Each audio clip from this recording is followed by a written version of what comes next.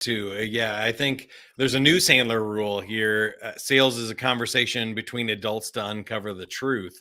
That's our new number one rule in the How to Sell to the Modern Buyer book. I And like I that. love that for what you're talking about there, that if we just think of this as a neutral conversation, we're going to trust that our system and our methodology works. And we're going to go through this process, and some will be motivated and some won't. It's not our job to change which one they're going to be in. It's our job to work the system and sort these people instead of trying to sell them and convince them.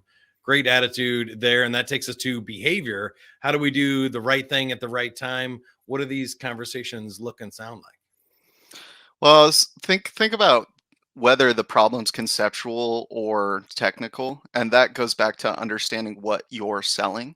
Because if you're selling something conceptual, then a lot of the conversations you're going to be running into are going to be motivated by behaviors that are asking about very heady things that aren't grounded, like, oh, is your faucet leaking, is a very technical problem. We can get to the bottom of that really quickly. But if a sales manager is dealing with a team and badgering them over tallies in comparison to their quota and not attacking the leading indicators that are the reason why they're missing their quotas, then that's a conceptual issue.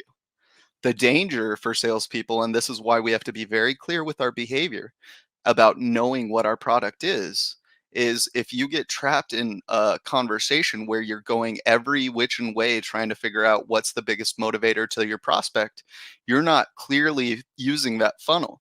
So maybe when we talk about behavior, I would say the behavior we need to get really good at is memorization and use of the pain funnel.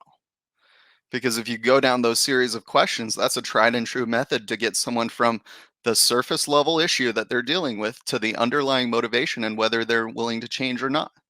And you said earlier, some people will and some people won't buy, but really, we want them to end the conversation with a decision, yes or no. Yeah. And think it overs are better than fine as long as we know what their mindset is. So, and by that I mean, none of us want to get a think it over, but when you get one, if you have clarity about what their mindset is, because you asked good questions, that's okay. If their think it over is, I have these 3 steps to do, then you can end the conversation with a clear action outcome. Yeah, really good stuff to unpack there.